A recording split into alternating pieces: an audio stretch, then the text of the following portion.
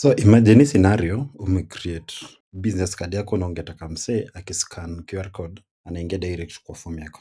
So ndani ya WP Forms, the light version or rather the free version na any of the paid plan unaweza create QR code ndani ya WP Forms, na hivyo ndo venye naenda kutengeneza. So naenda kucreate form naita QR code, alafu naenda kuchoose simple form template.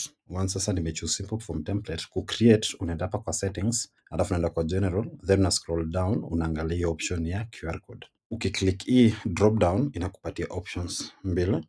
So kuna none, page na custom URL. So ukisema page inafaa kuwa itakupea the list of the pages yenye form zako ziko. So for example, kwa hii already niko na contact us form, na once nimefanya hivyo inakupatia options sasa ya generate. So ukiclick on generate QR code, sasa hii QR code yako unaweza icopy uweke kwa business card yako, unaweza weka kwa event pamphlet, ama unaweza weka kwa reservation ya restaurant, ama unaweza weka tuseme kama msee una run something ya consulting, so unaziweka kwa table, msee akikuja na scan then anaweza angalia form yako mali hiyo form iko, then they can be able to fill. Advantage pia ni kama uko na the pro license or elite license, unaweza customize hii logo. Ukiangalia hii logo ya WP Forms, hii unaweza customize, useme custom logo.